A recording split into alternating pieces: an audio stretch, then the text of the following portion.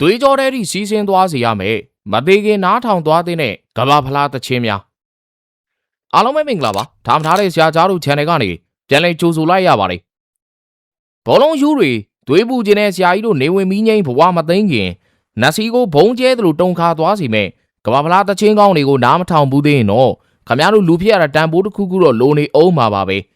ဒီကနေ့အာရှဂျာကြီးစတိုင်နဲ့အာယုံခံစားမှုအမြင့်ဆုံးထိဆွဲတင်ပြီးကဘာဦးကလေးကသမိုင်းမော်ကွန်းတင်ခဲ့တဲ့နှလုံးခုန်လုံးမြင့်တဲ့ဂီတတွေကိုအခုပဲပွဲထုတ်ပေးသွားမှာဖြစ်ပါတယ်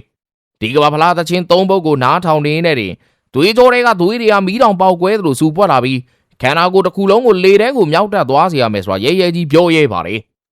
ပထမဆုံးသချင်းကတော့ကျွန်တော်ကြားနှကောင်တွေကတကောင်မွေးပြီးတကောင်မမွေးခင်1998ပြင်သစ်ကဘာဖလားသချင်းလို့လူသိများတဲ့ Hey we go ale ale ale go go go ale ale ale ဆိုတဲ့သချင်းတစ်ပုဒ်ထဲနဲ့ကဘာကြီးကိုကင်လုပ်ခဲ့တဲ့ Ricky Martin ရဲ့ The Cup of Life ပဲဖြစ်ပါတယ်1998ခုနှစ်ပြင်သစ်မြေမှာဒီသချင်းတန်ထွက်ပေါ်လာကြတဲ့ကဘာမြေကြီးကဝင်ရိုးစုံအထိမလဲပတ်တော့ပဲဒီစီးချက်နောက်ကိုပဲအယူမူလိုက်လေတော့တာပဲဆိုပြီးတော့လူကြီးတွေကဖော်ပြကြပါတယ်တကယ်တမ်း Here we go ale ale ale ဆိုတဲ့အတန်ထွက်လာတာနဲ့လူနာတင်ကရင်မောကလူနာတော်မချူကြပဲနဲ့ဝုန်းကနေထကချင်းစရာကောင်းတော့အောင်ကိုဒီသချင်းကမြူးကြွလွန်းတာပါဒါရိုးသချင်းတော့မဟုတ်ပါဘူးကွင်းထဲကကစားမားတွေကိုချင်းသေးစိတ်ပေါက်အောင်မန်နန်ဆုပ်သွင်းလိုက်တဲ့နတ်စေးတစ်ခွက်လိုပါပဲဒီချင်းကိုမကြားဘူးပဲဘောလုံးလောကအကြောင်းရှောက်ပြောနေတော့ခမည်းသမုတ်တရားကိုမမြင်ဘူးပဲနဲ့ရေတွင်းထဲကဖားလေးတစ်ကောင်လိုဖြစ်နေလိမ့်မှာသိကြပါပဲ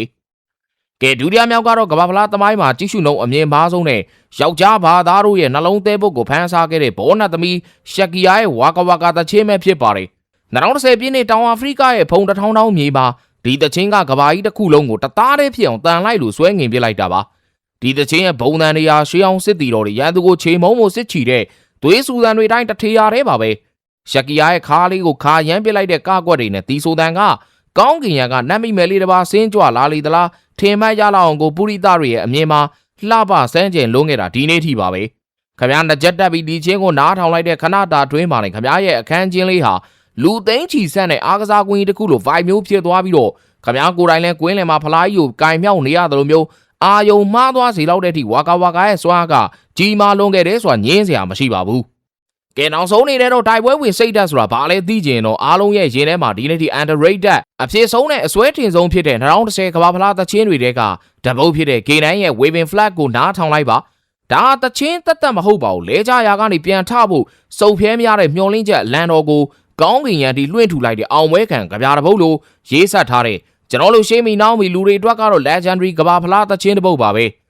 Give me freedom give me fire Give me reason take me higher ဆိုတဲ့စာသားလေးတွေကရင်မတဲကိုလန်နဲ့ထိုးဆိုင်လိုက်သူတို့တိုးဝင်သွားခဲ့ပြီးတော့စိတ်ဓာတ်ကြနေတဲ့သူတွေကိုချက်ချင်းဆိုသူတို့ပဲအားမှန်တွေပြည့်ရှံလာစေတဲ့သချင်းပါမြန်မာပြည်မှာဆိုတော့ဒီသချင်းကပေါင်လုံးလို့အရက်က6ပေကြွက်သားဒုတ်ခိုင်းခန္ဓာကိုချိုးစားကြည့်လဲမိုက်လေဆိုပြီးတော့ခိုးကူးနဲ့အကျိုးထုခဲ့တာကိုမှတ်မိကြအောင်မှာပါ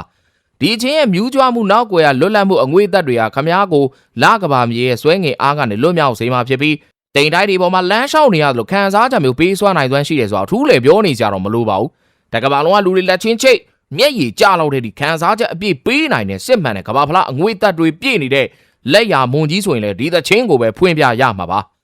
ကဲထားတဲ့ဆရာကြားတို့အညိုးနဲ့တွေသုံးခါသွားရအောင်ဖော်ပြခဲ့တဲ့ဒီကဘာဖလားသချင်း၃ပုဒ်ဟာခမားတို့ရဲ့နတ်စီတွေမကပါဘူးနှလုံးသားအောက်ခြေဒီပါငလင်လို့သလိုတုံခါသွားစီရမယ်လို့အာမခံပါတယ်မယုံရင်ခုပဲထပ်ပြီးတော့နားထောင်ကြည့်လိုက်ပါသချင်းတစ်ပုတ်ချင်းစီရဲ့ဂီတတကူစွမ်းအားနဲ့ဘောလုံးနုပညာတို့ပေါင်းဆက်လိုက်တဲ့အခါလူသားတွေရဲ့စိတ်ဓာတ်ဟာကောင်းကင်ကကြဲတာတွေကိုတက်ပြီးတော့လှမ်းဆော့ရင်စွန့်နိုင်လောက်တဲ့အထီတောင်မှာတန်မာသွားတတ်ကြတာဖြစ်ပါတယ်